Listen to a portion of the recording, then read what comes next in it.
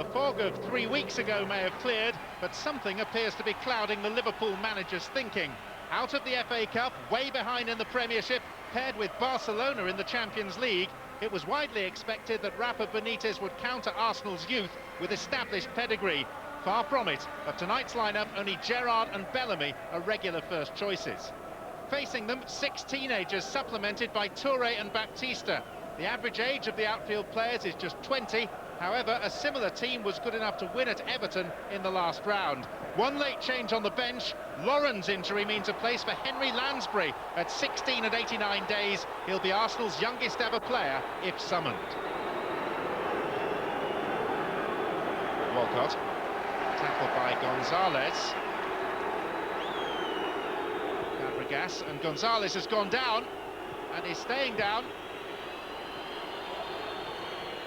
And now he can receive some treatment.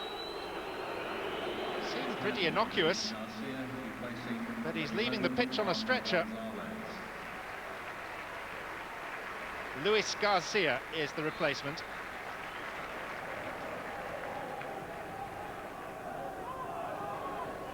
Traoré. Arsenal so used to fielding pretty youthful sides in the Carling Cup, it's viewed as a development tool. And here's Ali Adier, and Arsenal's development is such that they lead at Anfield again.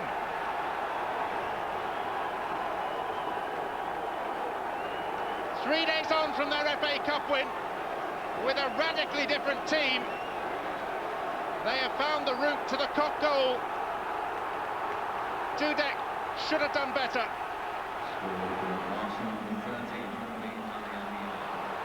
Fowler. Tripped by Song, for whom it's going to be a yellow card. Alex Song, whose uncle Rigobert played here for Liverpool.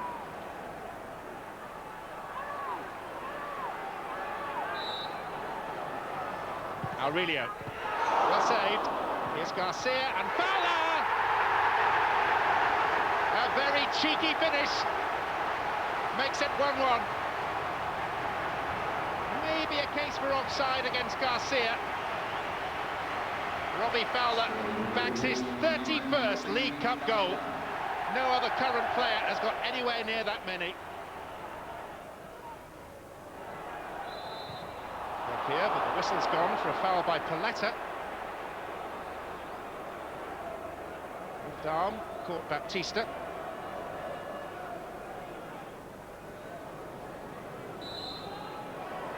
It is Julio Baptista, and Arsenal are back in front. Jerzy Dudek with a possible impersonation of a tree. And whilst the taking of the kick may have deceived the goalkeeper, you would have expected a dive.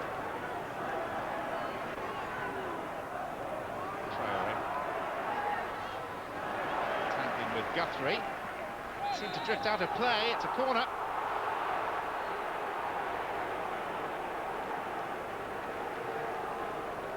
Benitez has taken a risk. It's not looking too good.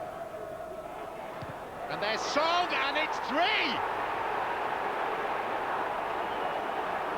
Alex Song gets his first ever goal for Arsenal. But where was the goalkeeper? Song. Baptista. And no flag against Ali Adier. And Baptista's got another! This is becoming extraordinary.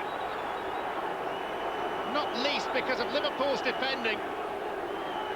If a pub team defended like this, you'd look at them, shake your head and wonder whether they'd been drinking before the game.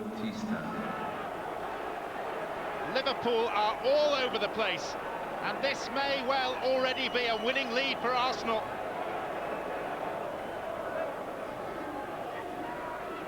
Walcott, Ali Adier goes down, it's a penalty! And things are going from dreadful to absolutely awful for Liverpool. Clearly the correct call by Martin Atkinson. on a hat-trick. It is Julio Baptista, saved by Dudek. It's the first thing that's gone right for him all night long. He does, after all, have a pretty decent track record against penalty kicks.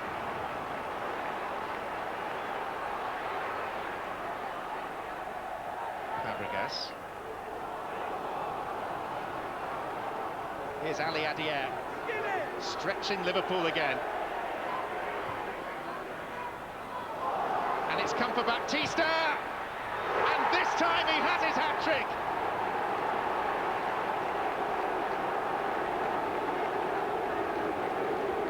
And at this famed footballing fortress, Arsenal have scored 5 times.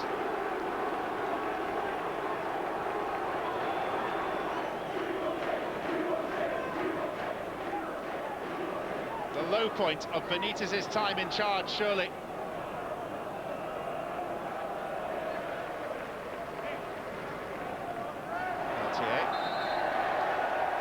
It's a free kick in Liverpool's favour.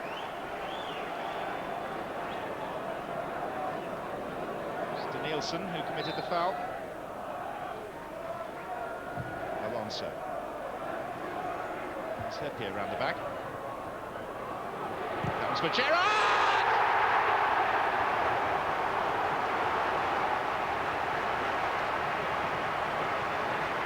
We've had many to choose from, but that undoubtedly is the best goal of the lot so far.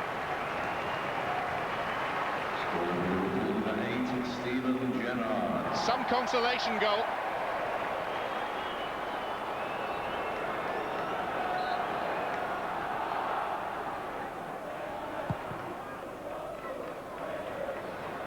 Toure.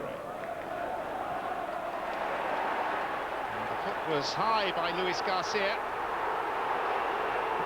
who came on as a replacement for the injured Gonzalez, and now he's suggesting that he needs to go off. It was an awkward fall. And Jamie Carragher is the replacement. Why not Peter Crouch? It's mystifying. Baffling.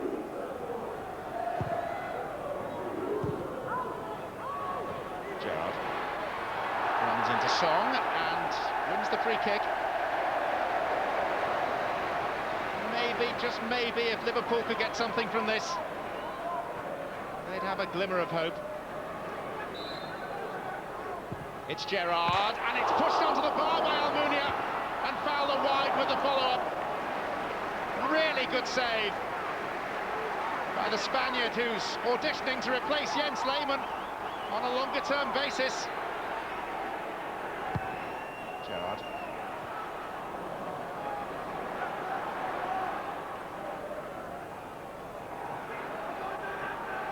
The Argentine has had a torrid evening.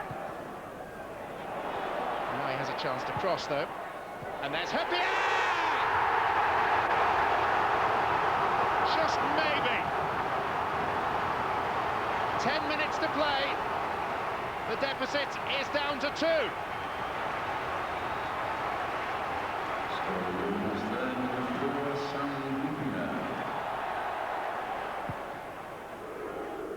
Off yet again goes Ali Adier, who's been outstanding.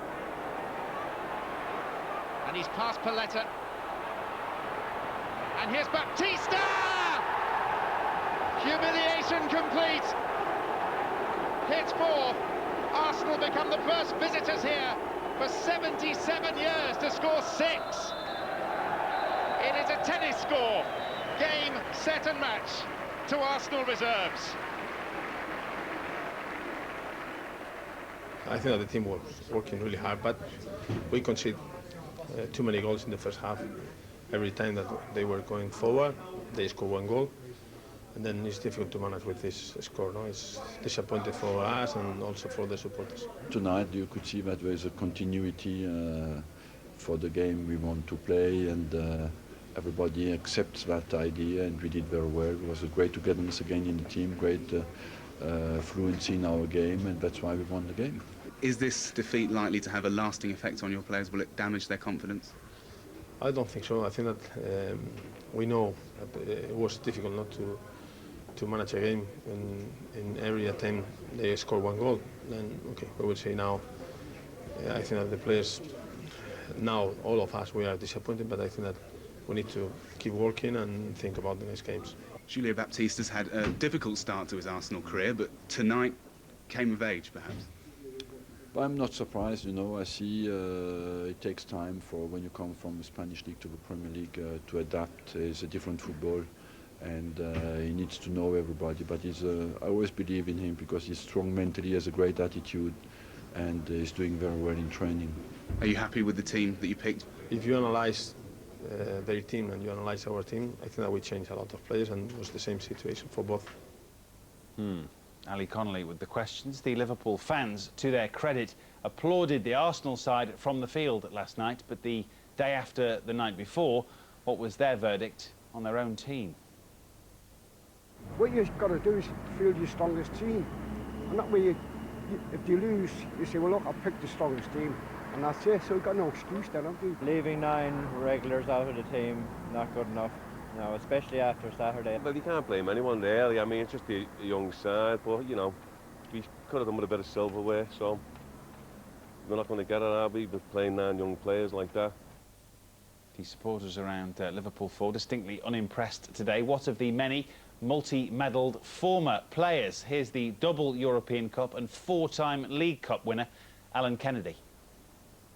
Given the fact that Liverpool were out of the FA Cup, is it surprising to you that the Carling Cup wasn't automatically then taken more seriously than obviously it was? Yes, we talked about that throughout the weekend with ex-players and you know, fans, and they expected Liverpool to put out a strong team. I think we all did. I think the morning papers said that you know, Jermaine Pennant would be in there, Gonzalez on the left, Alonso and Gerrard would be in the midfield, and I was told, you know, an hour before kick-off that there'll be 9 changes to the team, and I honestly didn't expect it to be like that. But you know, I've seen Lee Peltier play and I've seen Stephen Warnock play. You know, they're very good players. But you know, however, on the day, you know, Arsenal were just terrific.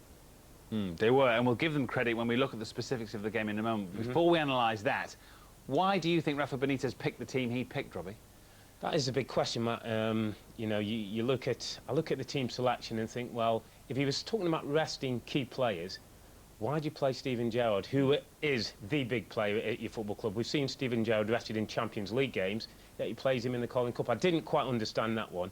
If you try and put yourself, as I did, into Rafa's head, and I'm thinking, I just wondered whether, you know, he's played his second string against what Arsenal's second string got beaten.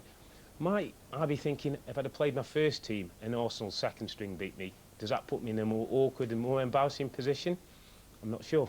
Yeah, but then I suppose the alternate view is you can play your best team, maybe win and stay in the competition. Well, it was a gamble, and I have to say at this point, it's a gamble that's now relying on beating Barcelona in over 2 games to keep the season alive. Yeah, indeed. Well, let's look at the specific contrast between the 2 teams last night. You've looked at defensively, first of all, what was good about Arsenal and not good about Liverpool. Well, the interesting thing, in the key areas of the pitch, Arsenal was so much better. Goalkeeper-wise, Almunia was on his game. Dudek, I have to say, was poor.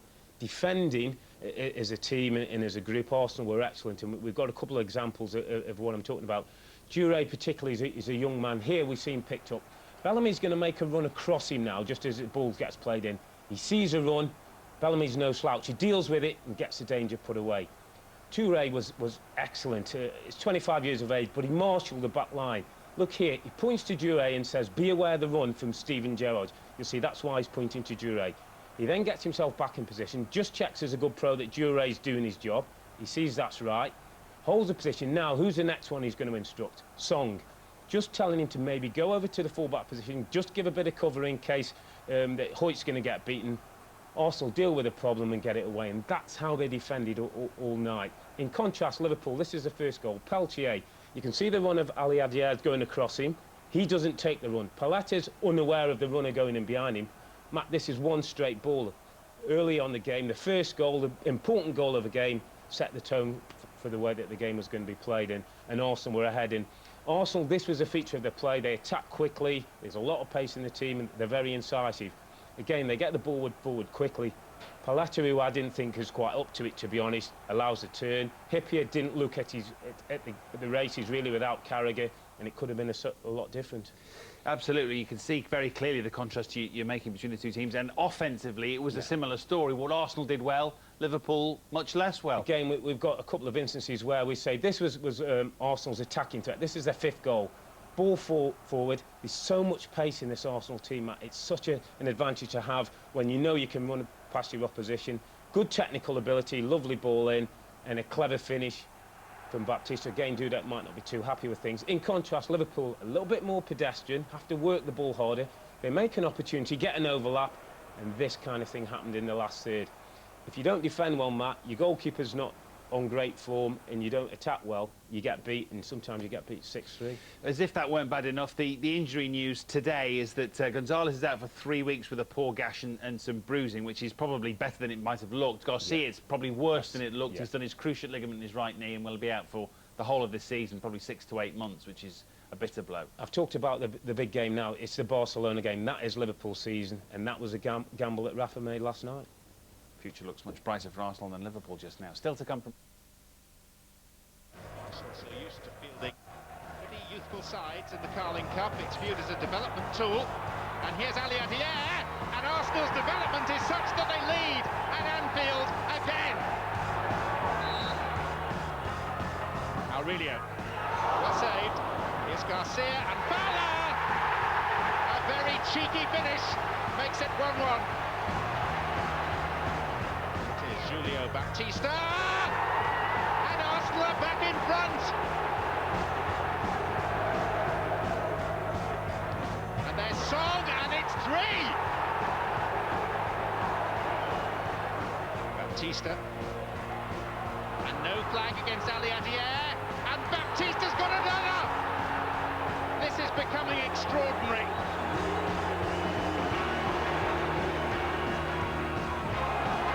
For Baptista, and this time he has his hat-trick.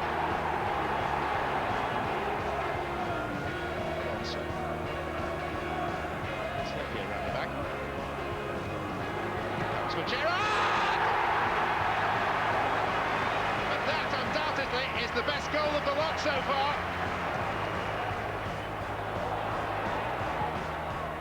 And there's Hippier!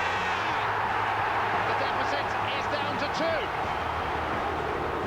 Yet again goes Ali Adier, who's been outstanding. And here's Baptista! Arsenal become the first visitors here for 77 years to score 6. That just really was an exceptional game, wasn't it, Martin?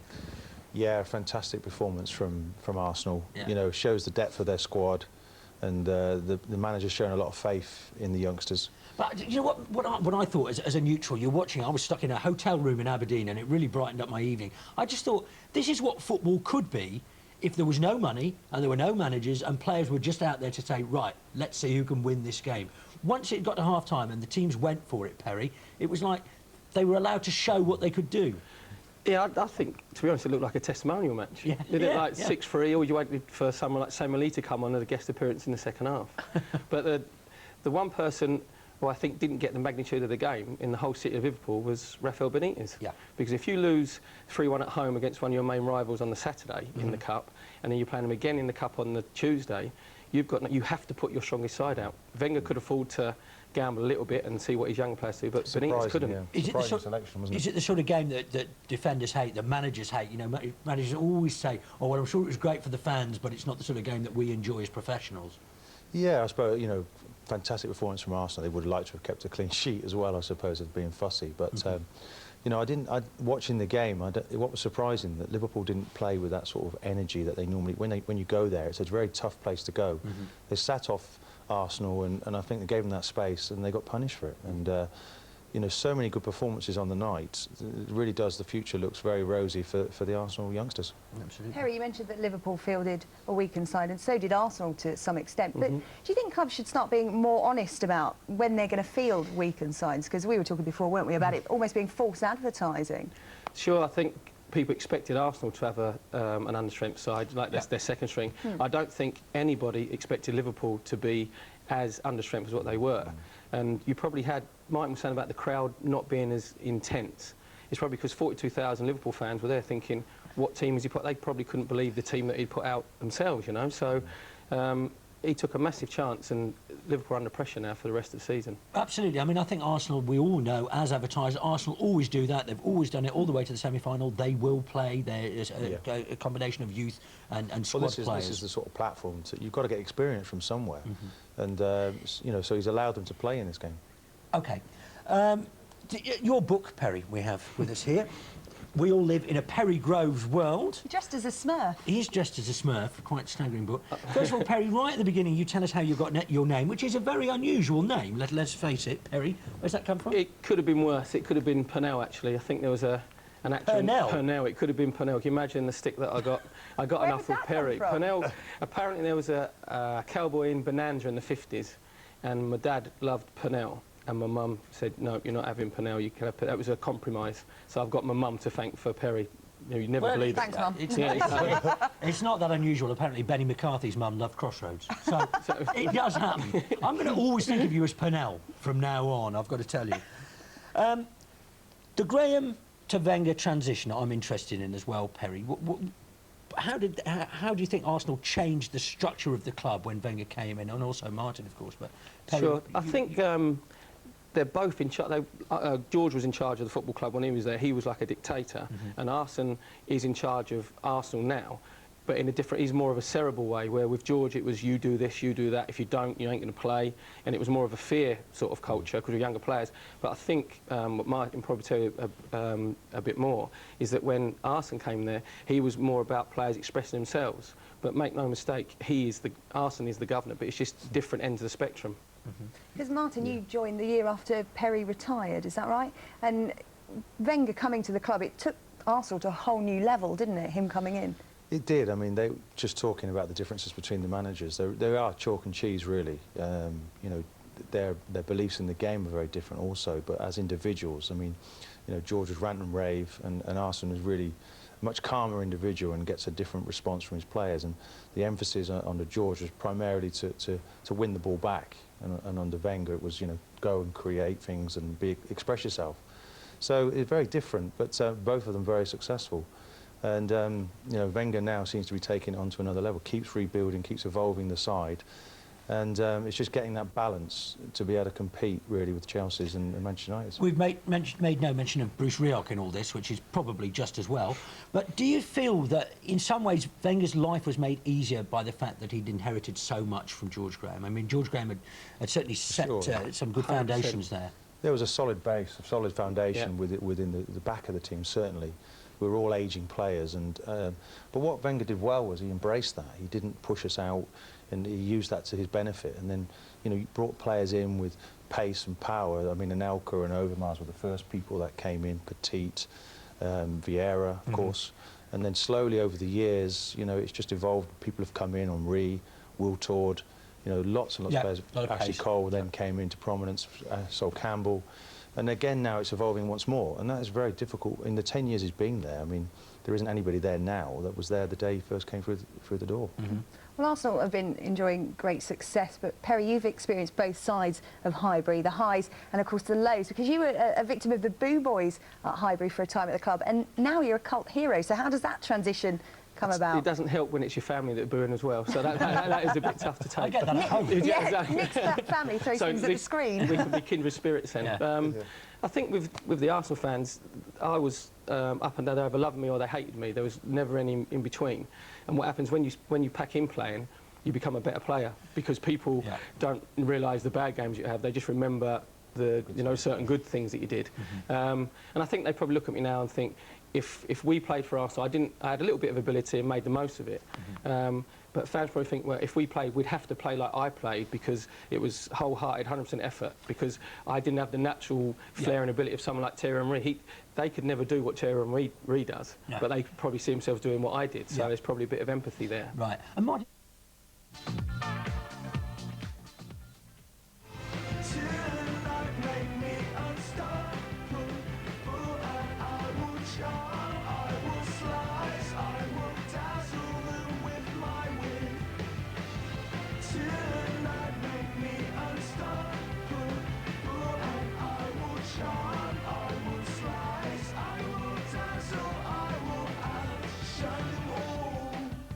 Arsenal Performance of the Week award. Well done and well earned. Congratulations. Thank you very much. That's a League Managers Association. Thank you very much.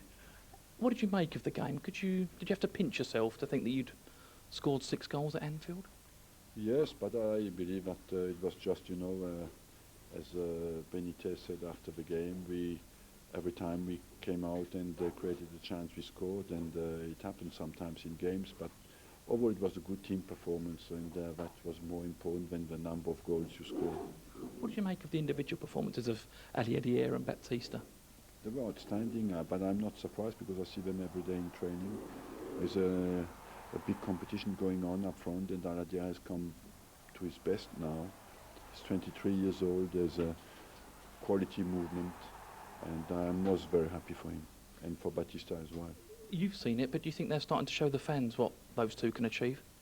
Yes, because they couldn't show it in the Premier League until now, because Aladia played a few games, but was just not when I put him in, a little bit cold, was not at his best physically, but he has recovered now, and he's a quality player. When you have that sort of result at Anfield, what does it do for the team, bearing in mind that you'd made 8 changes from the team that had knocked them out of the FA Cup a few days earlier? Well, I felt that you know, the last week was the week of the squad, because of the quality we have shown in the 2 games. It was the whole squad who contributed to that, and it is a reward for the whole team.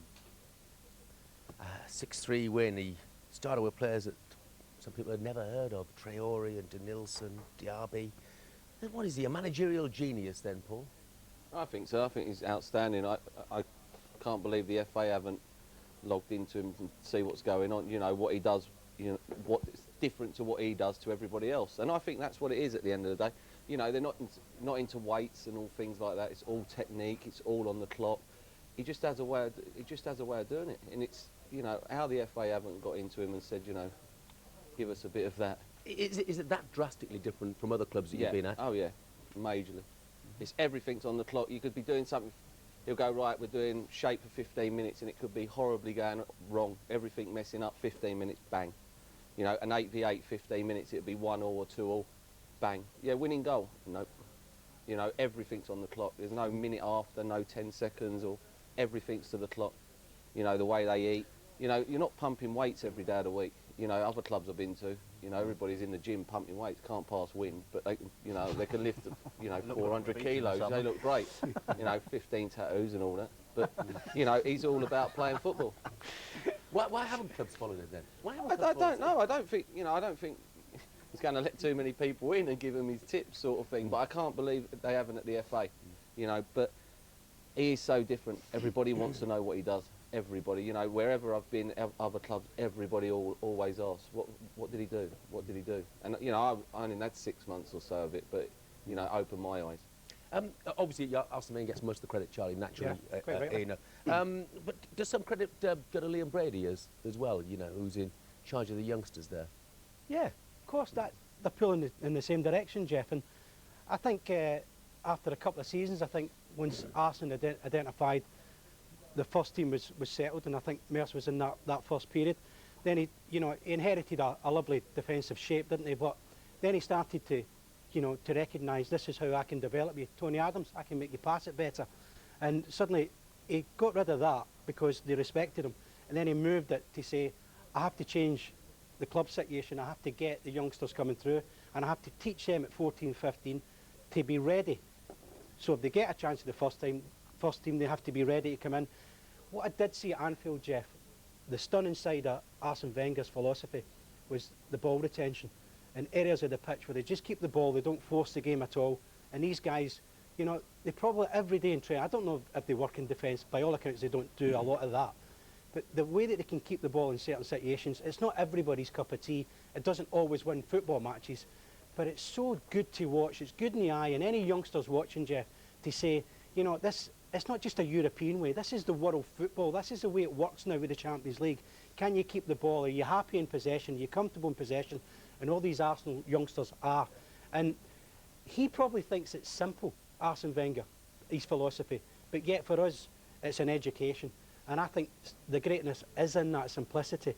And it must be a treat if you're a young player coming through and training with this man. Well, it is, you know, we can all sit here and we criticise them when they've been beaten at Sheffield United and everything, and we can say, oh, that's all gone on, because they've not got that physical element that they used to have when Vieira was there, Petit, when he was starting his teams off, when he had that aggression, so he could match them with ability plus strength. So that was all there. And I think he's willing to sacrifice that by building this new team up with all these youngsters coming through. And he has looked at it and he's thought, right, this is what we want to do. This is how we want to play the game. And I was watching the other night, and that was a big difference between the two sides, was the retention of the football. And you look at them, they're on the edge of their own box and they're passing it out. Whereas a load of other teams that have just lumped it up the end of the pit. We're in front, let's get the ball up there and then we'll play. Not with Arsenal. They're looking and they're taking chances. And that's where Charlie's saying, yeah, they might come unstuck at times, but if you repeat it and you repeat it, you make mistakes, that's where you learn from it. And Arsenal was so good. I was looking at them and I was thinking, this fella's going to clear this now. They go from a centre-back on the edge of his own box to his full-back. A fella had come looking for a midfield player, and they were looking to help them out when they were under pressure. Well, one of the goals That's come what from this the good corner flag, players. from their own corner flag. Usually they someone would lump it up the line, come inside, Fabregas, and down the line. But how many games do Arsenal lose? You know, they went to Sheffield United, they get beat because they're physical, teams closed them down, Bolton done the same. You know, when they go and play Arsenal, when they go and play Liverpool, Man United, Chelsea, they let them play. And Chelsea don't lose games. If you say we play, you play, like Liverpool did the other day, Arsenal will beat anybody. They'll have that problem tonight at Blackburn, though. Yeah. You know, they'll be straight in the face. Yeah, they'll be in And the this is face. it, but this is the learning process, isn't it? Is that, yeah, we're willing, and we're still not there yet with the physical side of it. So it may not be this season. Well, they're not going to win the Premiership title, but he's looking beyond that. And next season, they'll have the impact, they'll have had this behind them, and this is where development... Just coming back on the coaching thing, what Mers was saying there with Gerard Houllier at Liverpool, that was what they were all into. It was 6 minutes at this, right, with 6 minutes over here, with 12 minutes, with 10 minutes, and they stopped it. And he's exactly right, and this is how they work. Went wrong for us in the end, like, but... He should have done 8 minutes. I mean, you know, we talk about the youngsters, Matt, but it's more than just that, isn't it? Because he has this habit. I mean, even with, you know, the most obvious example is Thierry Henry, getting the best out of somebody, you know, and you can say the same about Petit and Vieira and such like. Absolutely. Is Baptista going to be another example of that? Well, I mean, I've wondered why he's waited so long to give him a chance. And when you see his performance the other night, you think, well, why has he taken so long? Maybe he needed a bit of time to settle in. Maybe he was seeing things in training that wasn't suited to the English game. But he looks a super player. And in terms of getting the best out of players, his man management must be excellent, because there's too many players for it to be a coincidence. And I think the future for Arsenal, they're not going to win the league this year, maybe not even next year. They might be challenging a bit closer next year, but the future at Arsenal for the next several years is looking very bright. I think it's really exciting at the moment for Arsenal, because I think now they've went to Old Trafford and won, they've went to Anfield twice and won, they've went to Chelsea, could have won, could have lost, but I think there's a development happening at Arsenal now. I actually think now Arsenal are in a better position than what they were last season to win the Champions League. I do think that this conference thing that's sweeping Arsenal at this moment in time can carry them and take them further forward. They've got a decent draw in the last phase of the Champions League, and I think potentially they've got a real chance to go and win it. There's a few more headaches along the way, isn't it? There's a few more defeats. There will be league-wise, yes. Like Sheffield United. There's a possibility, as you say, that the Blackburn one today, that is always likely at this delicate stage, if you want, in his rebuilding. And I think Arsenal knows that, and he's become a bit more relaxed with it.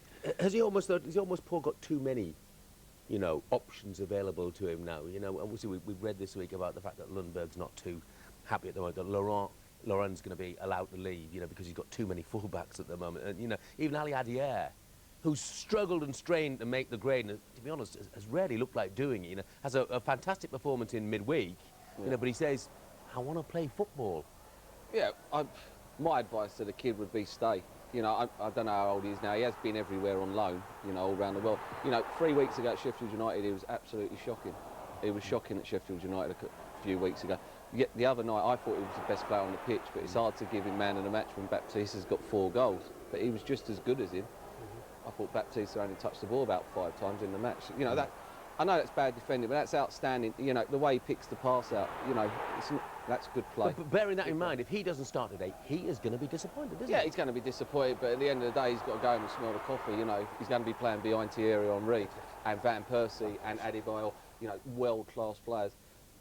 They can only get better by playing with them and training with them. But he's 23, so the clock's ticking. At some Yeah, stage, he's going to think. Yeah, you know. I don't know who's going to come in and get. I ain't sure. You know, there's not too many people leave Arsenal and go any. You know.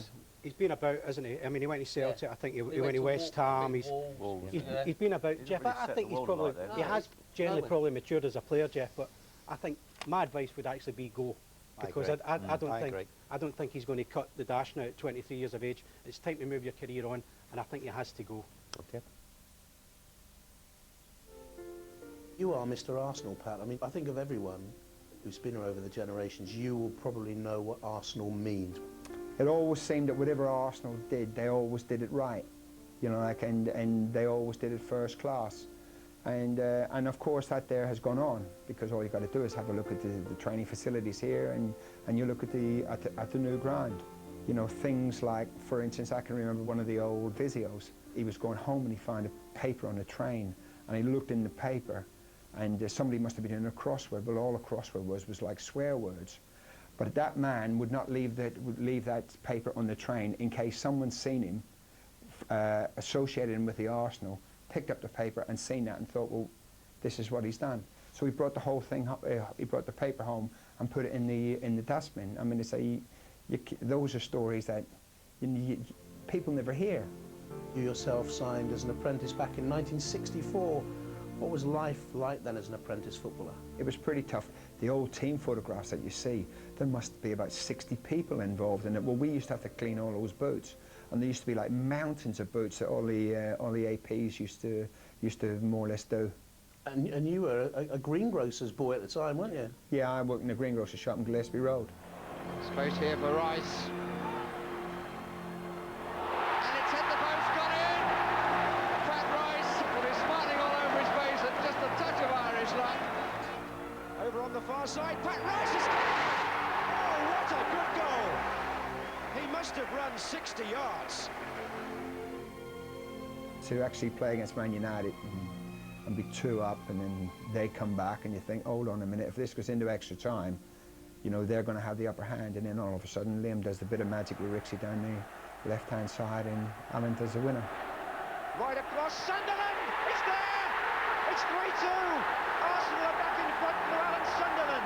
You went away to Watford, yeah, to finish off your playing career, and maybe set yourself up in the coaching world to come back to Arsenal. Was that always the plan?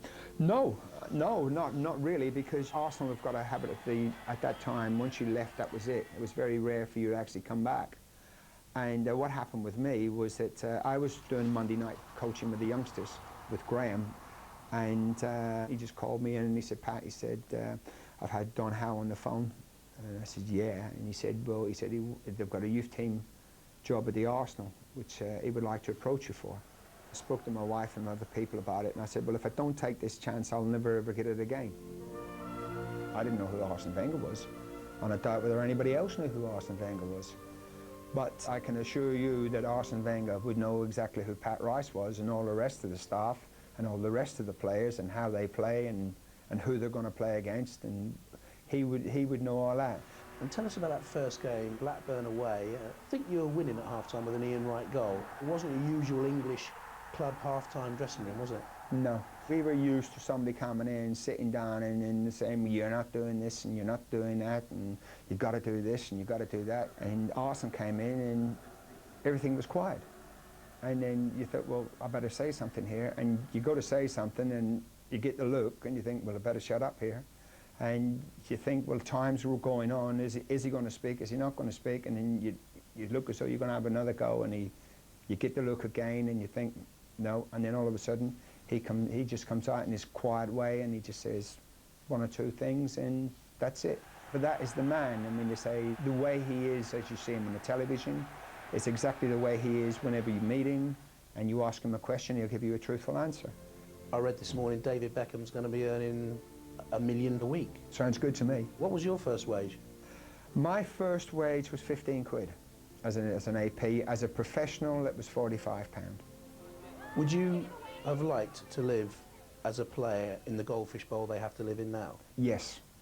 no mincing words. You can see dollar signs in his eyes, but who'd blame him? These two have been slaughtering him on that piece as well. Their old mate used to look after him and slaughtering him. I can't believe it. Let's talk to you Arsenal boys then. Martin, starting with you, how important has Pat Rice been in the success at Arsenal? Very important. You can just see the history of the club oozing through him, you know, and he brought that link to Arsene Wenger. Worked with George primarily with the youth club, the youth team, and then got his big chance onto Arsene, and you know he's done a fantastic job for the club. And yeah, I mean, I think Arsene, as soon as he came to the football club, he realised the importance of Pat. He saw how close he was to the players in the dressing room, and he wanted a part of that with that, you know, in his office, and that's what he's got. He's got that closeness. The players respect him of what he's done as a player, but also has been there so long that he's just part of the furniture. And I think he's just, you know, Arsenal through and through, as Martin said, and no better person to have with that, you know, that link between the manager. When Martin said he was at the youth club, I had this mental picture of him doing the disco on a Friday night for a minute. And a pool table in the corner. I had it going as well. Anyway.